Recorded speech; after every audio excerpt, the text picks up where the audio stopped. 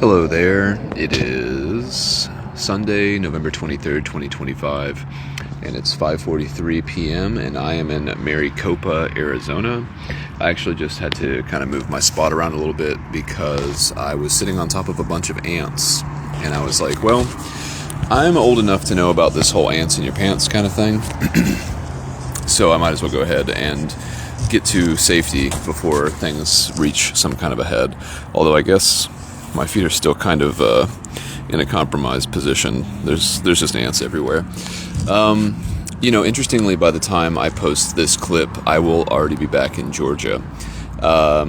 Had quite a what would the word be? Sort of a unsettled organismic being last night. It was interesting. I ended up actually pitching my tent after a lot of deliberation about the best thing to do. I was like, well, it seems like I'm probably going to be disturbed if I try to sleep where I am thinking about sleeping, which was underneath a picnic table.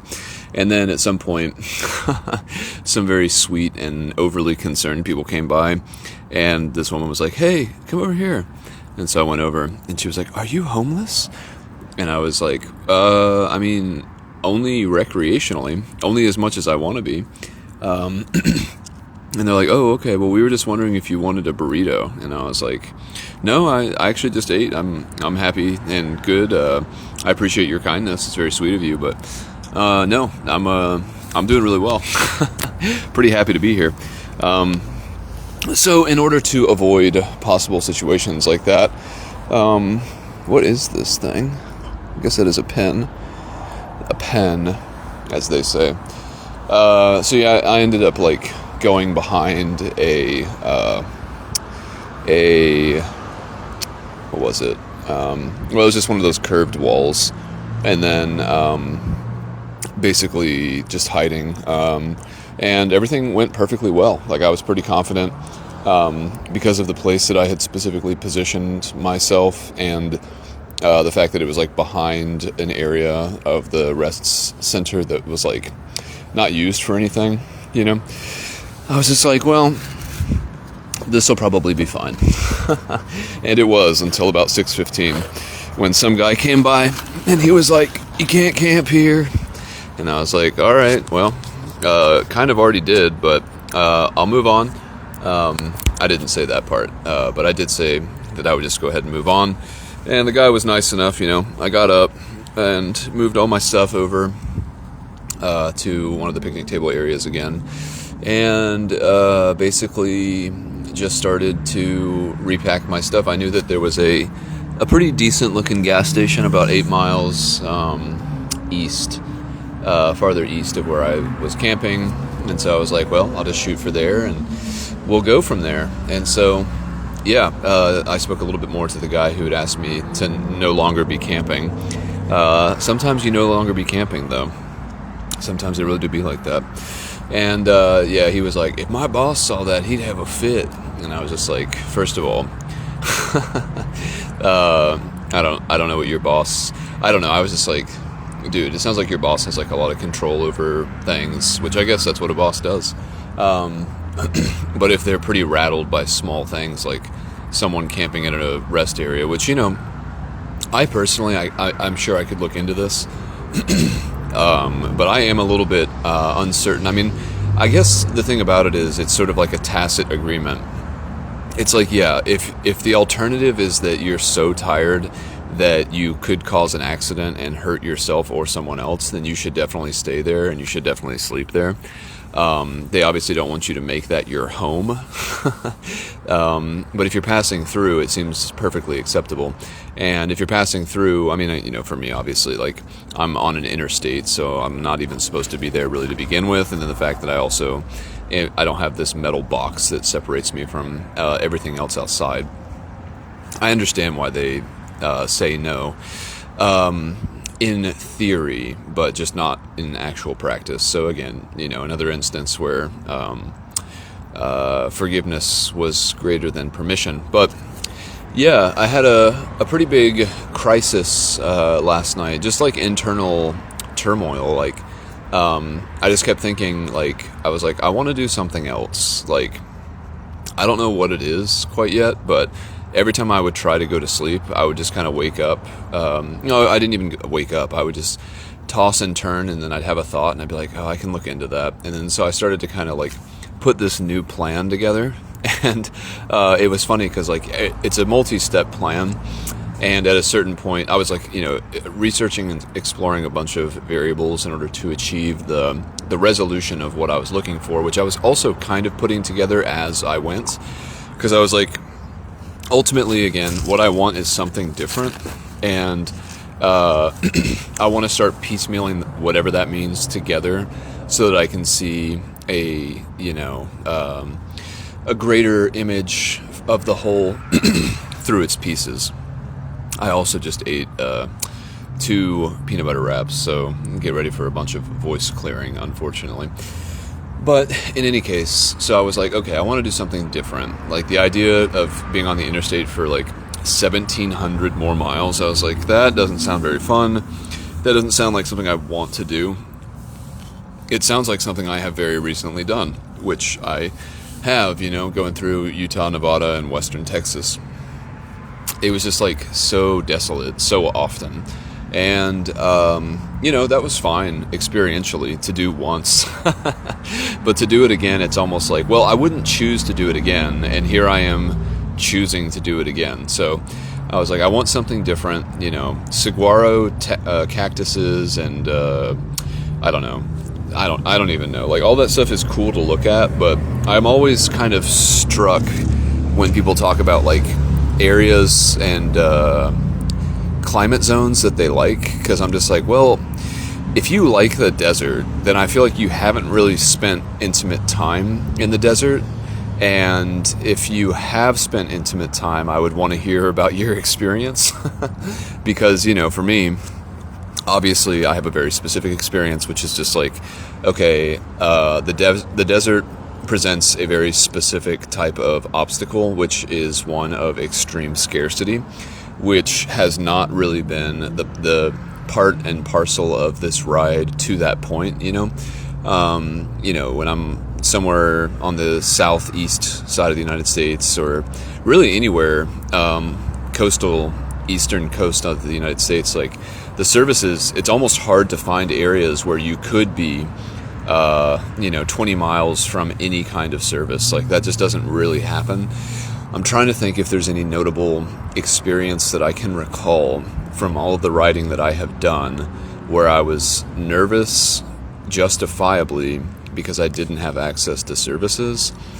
A Chattanooga bike ride comes to mind, but my philosophy on how to properly fuel for these rides has changed so much since I used to do them. Like I would basically just restrict myself. Like I had plenty of access to plenty of things, but for some reason it seemed like highly doable.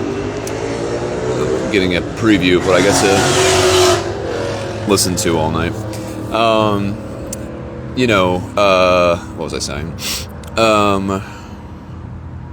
I guess that the desert, scarcity, wanting to do something else. I don't remember. That was such a loud noise, it rattled me. Anyway, so I started doing some research because I was like, well, I'm pretty close to Phoenix, and Phoenix is a hub, so surely there's like Amtrak representation here somewhere. And I remember looking into Amtrak like when I was in San Francisco, and just kind of playing with the idea of like, contingency plans, like if this doesn't work out, what might I do? And if it doesn't work out because of what I'm doing currently, how might I be able to address it so that I still feel engaged with my agency about the decisions that I'm making, and I feel grateful for the opportunities to make them, and overall the generative drive is fed and sustained, and my organismic being isn't protesting. And so when I was in San Francisco, I think it was a 60-hour train ride from there to get somewhere. I don't know if that was to Louisiana or if that was all the way back to the East Coast. But I was like, 60 hours on a train sounds miserable. That's way too much. And so now, I'm in Arizona, about 200 miles in now at this point. I did a 93 or a 95 mile day today, which I'll get to all that in the chronology, but it went really well, even though I didn't go to bed until after 1 a.m. this morning, and got up at 6. I don't really feel too worse for wear. Like, it was a weird conjunction of like a bunch of what I would say is like very literal nervous energy, and then also just like this extreme desire to actually solve this problem to my satisfaction before I could go to sleep. Like, I just knew, unless I problem solve this stuff right now, it's just going to keep going over and over in my head. And I need to get to a place of like satisfaction, a satisfying conclusion to all of these questions that I have. What will I do? And so, surprisingly, there isn't actually a major Amtrak station in Phoenix, which really, I guess Phoenix must have come along after the railroad was built in this area, maybe. I don't know. Notebook LM folks, you could probably look into that. Was the Maricopa, why is there a station here and not in Phoenix? You know, Maricopa seems like a pretty small town. It has everything that you could want and need: Walmarts and big grocery stores and multiple Starbuckses, and also McDonald's and a variety of other types of cafes and stuff like that. But it doesn't really strike me as a place that would be an obvious like hub for Amtrak, especially compared to something like a Phoenix or something like that. So in any case, I saw that this train station and point of entry existed, and I was like, okay, well, that's a good start, because I could definitely do a 95-mile ride today regardless of the conditions. Which I should say, you know, there's this really, really good episode of Huberman where he interviews, I think his name is Stephen Pressfield. I want to confirm that, though. I hope that's right. Stephen Pressfield. What did I say? I don't even remember. Maybe I said that. In my mind, it kind of rang different. But yeah, he wrote this book called The War of Art, and I've never read it, and I probably never will. But I really liked something that he was saying that was a big thesis statement for his like general philosophy on how like capital R resistance is this force that will like kind of tempt you subtly or explicitly into periods of like not being creative, and not strictly just like creative, like having good ideas, but the actual process of creating something, even if it's just something. You know, there's a difference between consuming and creating, consuming versus producing, I guess. And so, you know, if you're just consuming, like, you don't have a lot of agency in your life. You're just like taking things in, and it's not really, it's a passive activity, you know. And so Stephen Pressfield talked about this force of resistance and how he realized at a certain point in his life that he was showing up to his own life like an amateur. And what that meant was, like, the difference between a professional and an amateur to him was that a professional, they'll play hurt. Like, they don't care if they have, like, you know, a messed up ankle, if they didn't sleep well the night before, if their stomach's kind of on the fritz, if they're having a fight with their girlfriend. A professional will put all that aside for the craft. And yeah, sure, maybe they have some bad days where, like, they go to do their work, whatever it is. I'm thinking of basketball players right now, because that was it. He kept saying this in relation to Kobe Bryant and like Michael Jordan and stuff. But like, they will play hurt.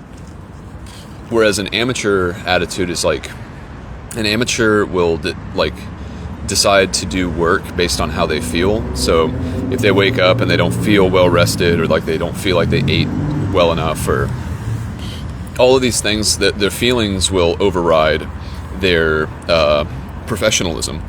And on this ride, I would say that it's been a professional experience. You know, there was never a time where I didn't ride when I planned to ride. You know, like, I'm trying to confirm if that's true in my memory. It seems like every single break that I took was, if it was extemporaneous, like I'm thinking of Kansas City when I had to stop because my front rack broke, like, that was easily budgeted into the whole milieu of what I was doing, because it didn't actually detract from biking. It actually ensured that I would be able to continue doing it as long as I properly tended to what I needed to. It was like sideways miles, and I think I did bike 16 miles the day that I was in Kansas City, despite the fact that I wasn't actually going anywhere that was productive for my end goal. But like that professionalism, I really like that. Like thinking about things through the lens of professionalism versus amateurism, and what that means for your creative output. And again, creativity in this sense really just means the act of doing anything and not just strictly consuming. So, Maricopa, the Amtrak station. So I was like, okay, I've gotten to a point now where I can take a 14 or 16 hour train from Maricopa, which leaves tomorrow morning at 6:55 a.m. And that's acceptable for me. I can handle a 16 hour, transit period on a train. I can certainly occupy that time. I might even take a nap, who knows. Some crazier things have happened, And that will put me into Louisiana at 9:44 p.m. tomorrow. And I did desperately want to actually take a connecting train from Louisiana, take the Crescent Line, which goes through Atlanta and Birmingham, not in that order, but it goes all the way up to New York City or whatever. And I wanted to jump on that train and take it up to Toccoa and do my little Toccoa ride like I've been thinking about, which would get into the station up there in Georgia at 1:30 a.m. That would set me up for quite a weird day the next day, I'm sure. A big athletic effort at 1:30 in the morning, and then probably getting in for about 2 hours of more sleep before the sun rose, at which point I'm sure my body would get up naturally. But they were sold out of bike possibilities on that train, which I don't really believe, honestly. I'm like, well, it's crazy because Amtrak, it's just they have hooks, you just put your front wheel on a hook and then you hang your bike from this hook, and that's your bike, done and dusted. It is really, really aggravating to me that in order to take your bike on Amtrak, you either have to box it up, which obviously is not happening for me, or you have to take all your bags off. And I've taken Amtrak before after big rides, biking out to Birmingham, Alabama from Atlanta is a really fun one. That lets you basically go through the Talladega Forest and a lot of areas that share similar corridors with the Pinhoti Trail. And then you can get into Birmingham and just take the train back. It's like a 2-hour train ride. And then you're back in Atlanta, right at the Peachtree Station. And, if you already live in Atlanta, you can get home from there pretty easily, my dude, no matter where you live. And so, they were sold out. And I was like, all right, well, I can't even imagine who is out here taking up all these spots. I know that it's Thanksgiving, so I guess there's a bunch of biking enthusiasts perhaps that similarly don't like to take airplanes and stuff. So fair enough. Can't take a train from there. I then looked into other options like renting a car, and that was not a forthcoming solution per se. I might have to get creative about where I'm going to sleep around here now that I'm seeing everything with the lights on and some of the activity. There's a train person, an employee that's putting some signs out for overflow traffic. So yeah, I'll have to look around, figure out what's best. My original idea behind an electrical thing still might be doable, but it's a little exposed. It wouldn't take much for someone to see me, and I'd prefer not to have that happen if I have my druthers, so I might slink into the shadows a bit, my dude. Anyway, I ended up renting a U-Haul, which is funny and sort of regrettably wasteful. Funny enough, they actually texted me earlier today saying that there was a fully loaded trailer that needed to go to the general area somewhere that I'm headed, and they would take $250 off my rental fee if I would take that trailer. And I was tempted because I was like, that would be cool to have a significant portion, almost half of what I paid for the U-Haul, taken off, just so I can actually do something a little bit more productive with this drive. But I don't really know what kind of trailer it was, and it seems a little weird to me. I don't know what the details were, but my assumption is that it's someone else's stuff, and then I would just be dropping it off somewhere, some other U-Haul place along the way. And, I wasn't super interested in that because I also have never driven something with a trailer before. And I know that there's going to be some mountains that I go over, getting into northeast Georgia. And it actually might be a little bit dangerous considering like I'm not actually going to have anything in the U-Haul at all except for my bike. So it could be weighted really, really disadvantageously in so much as like, I could be getting pushed from the trailer on downhills, and I wouldn't know how to like properly counteract if it started to sway and got the wobbles of death and stuff like that. So ultimately I was like, $250 isn't really the sweet spot. If you guys could do like 75% of what I paid, I would certainly be a lot more interested in the offer. But by and large, like that's too low of a what do they call it? Too low of a purse. You know what I'm saying? So anyway. So at 9:44 tomorrow, I'll get into Louisiana, which I guess is just about, 27 hours from now. And then I will go over to a U-Haul that I've rented that I should be able to pick up at or before 10:30, which I think will work out pretty well because it's about 2 miles away, and I'm going to have to put all of my stuff back on my bike, which all of that shouldn't take 45 minutes, but, if it does, and that's fine. And then I'll get in the U-Haul, and I will drive about 100 miles east on I-10, and there is a rest area in Mississippi that looks like a good place for me to sleep at.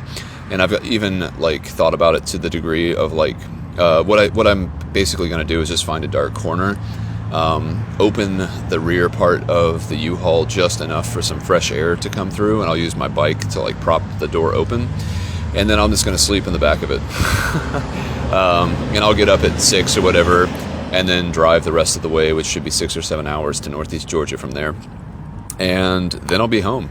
I'm excited to surprise my parents. I think it's going to take a couple of minutes for me to, help them pick up their jaws because they will fall onto the ground.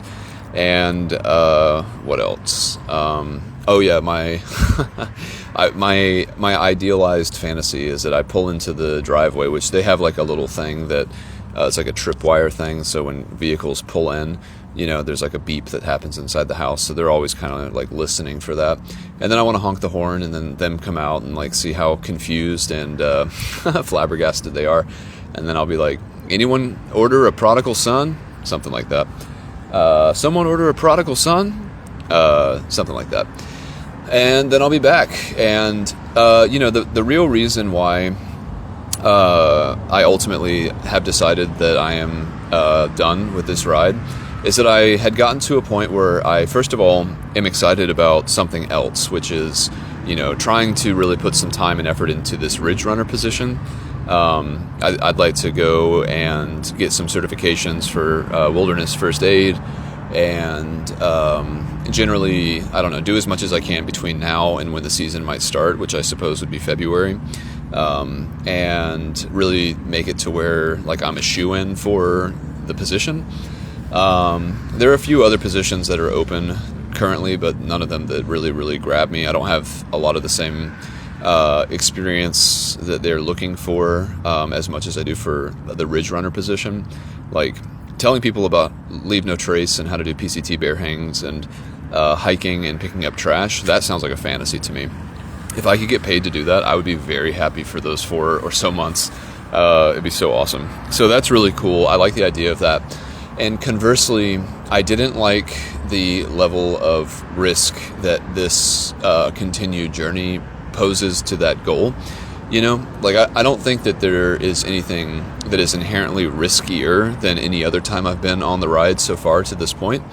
But the fact that I have been on this ride so far to this point and I haven't had a major issue like falling or being hit by a car, it's like, well, I can quit while I'm ahead and not have to wait for something like that. That could be disastrous to my current and future plans. So rather than continue to risk that possibility, I'm going to bias things towards the future plans at the expense of continuing this trip, which was more or less like, a victory lap, and not aimless, but it was just like, well, I'm on the way back now. Like, it doesn't feel the same as like going out. It's always more fun going to your vacation than coming back from it. And so that is my plan now. And I feel very at peace with it. I think that I'll fall asleep very quickly tonight, and hopefully deeply, soundly, and undisturbed. Again, I might need to do some creative logistics here to figure out the best place to do that. But I'm sure that's within the realm of possibility for me. It's just a matter of playing with shadows, my dude, and making good decisions. So, in any case, my actual day, I went to that gas station this morning and hung out there for quite a bit. I was very, very adamant in my head about the idea. I was like, I want to have 50 miles under my belt before noon, because like, this is going to be a big day, and I'd rather not have like a really, really big push at the end of the day. I'd rather have like a pretty big push just at the beginning, and then kind of rest on my laurels, so to speak, and have to only do 40% of the remaining miles after that point, and not have to do 60% of the remaining miles, as my energy fades and the daylight dwindles, So, I spent a good amount of time at the gas station, and then did a pretty solid push. I think I left at like 9 a.m., which was acceptable. I already had 8 miles under my belt, and I had a Starbucks that was like 35 miles or something like that. It had to have been more, I guess. Well, 30, yeah, maybe 40 or so. But yeah, there was a Starbucks that I was aiming for, and I knew that would be like a good lunch kind of refuel kind of situation. I'm gonna stretch my legs a little bit. This is much better. Oh yeah, God, there's so many ants out here. I did get to that Starbucks. What did I even do there? I did my digital needfuls. I had a large soy latte, a couple of cups of water, 2 breakfast sandwiches, and then I was pretty much good to go, my dude. I was like, all right, well, let's do it. And the final push was pretty good. It was like maybe 28 miles, I think it was, by that point. And yeah, pretty smooth. I mean, it was basically just like 3 turns, like these really, really long roads. I went all the way down. I was in just a bunch of towns that are like south of Phoenix, so like suburbs kind of feels. And I went down to this 51st Avenue, took that all the way down till it connected to this other road, and then took that all the way to this other road, a rather big highway, but with a very big and good shoulder. So yeah, man, got here. It's a nice little area. I almost feel like I could talk to whoever this employee is about the situation and be like, hey, I've spent $300 on this ticket. I'm biking cross country. I'm here because, it comes at 6:55, so I'm ready to go. Do you mind if I just find a little spot and go to sleep? I won't disturb anybody, let alone you. But again, I kind of feel like this might be another forgiveness, not permission situation, since that's generally my MO. But I'm going to need to do a little bit more slurping around, a little bit of sleuthiness. I certainly feel tired, which is nice. I'm telling you, I was wide awake last night. I was just it was kind of fun. It felt a little bit manic, but it really was just my organismic being just having a tantrum, and me being okay, well, we approach our world as engineers, and if there's a problem here, then that just means that we need to reallocate things and make an adjustment so that everyone's happy. And the price of the train ticket plus the U-Haul was certainly much more than I wanted to spend just in one evening at 10:30 p.m. or whatever. But ultimately, I would have spent that same amount of money, if not more, trying to get back. Because if I was going to go another 24 days or so, let's say, to get back to Georgia, or I guess I was getting back to Louisiana. If I was spending $60 a day, I'm going to try to do the math. Oh no. Let's see. God, these ants, dude. They're all over the place. If I were doing, I think $40 a day is probably a reasonable average for me spending money on food. And if I was going to do that for 24 days, so yeah, it's like $1,000, you know. Inevitably, there would be more than $40 days and probably less than $40 days, but in general, that's definitely where things were sitting. So I was like, well, this is basically the same difference. It's just like, it's a matter of like, well, do I want to finish right now or do I want to finish later? And the answer for sure has been resoundingly, it's like, well, I'm putting a premium on finishing sooner rather than later. And if there's an opportunity cost involved in that decision, I'm willing to pay it. So here I am. I've paid the piper, my dude. All of my reservations are made. All I have to do now is wait and relax, honestly. Also, when I first got here, it was kind of cool. There was a pretty fancy looking charging plug in this. I'm charging my phone right now and my headphones, and I'm gonna keep this plug because I think it's like one of those like 30-watt kind of like fast charging plugs. It's a USB-C to USB-C and then a USB-A, I think, maybe. I don't really remember. But yeah, my dude, you know what I'm saying? I think you do. Do I have anything?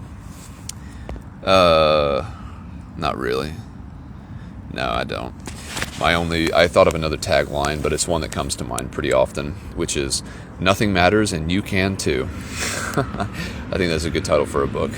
But yeah, man, it's been a great trip, you know, and I'm very much at peace with, again, like ending while I'm ahead. You know, I always think about how like Seinfeld went out while they were on top, and I just feel like that's a graceful way to like kind of like measure things out and not get so stubborn about like what your original goals. Like the whole point of this trip was like to supplely adapt to everything that I would need to adapt to in order for it to be successful. And I would say that I have done that well. You know, like I have adapted to everything that I have needed to, including the radical changes. Because again, even when I was back still working at MailChimp and didn't really have any clear conception of what this trip would actually mean, when I would talk to my friend Gabe, shout out to Gabe, I would just, some of the questions he would have, I would just be like, you know, I really don't know. I don't know where I'll stay. I don't know what I'll do. I don't know who I'll meet. I don't know even what road I'll be taking. You know, it was just like, there were so many unknowns, and that was the intriguing part, because it was like, well, am I actually the kind of person who can go through life with so much uncertainty and rely on my systems of internal, what was it? It's internal regulation. Will that be enough for me to successfully navigate this so that I have a good time and also achieve the goal that I wanted to? And the answer is yes. You know, man, so many loud noises. I hate it. And so, yeah, man, it's been a great time. And I am very appreciative of what I have learned. You know, the biggest thing that I am walking away from this whole trip with is like this emphasis on the organismic being, the generative drive, agency, and gratitude. Like, that's such a powerful framing way, a method and lens to like look at life, because you can kind of flip anything and everything. And, you know, there are objectively bad things that really can't be flipped, and you probably wouldn't even want to if you could. But by and large, a lot of the stuff that people deal with on a day-to-day basis that are like, you know, minor aggravations that can take a lot of your cognitive load ability or capacity, like those kind of things, I'm like feeling pretty good about. And certainly feeling good about what I am aiming for next in life, you know. So yeah, my dude, 617, it's interesting that this parking lot is like becoming more occupied. It was so empty when I first got here, but I guess that just speaks to the fact that this is like an active train station, and people be coming and people be going. So I'll leave it there for now. I've got some logistics to do, and yeah, Yeah. Love you. Bye.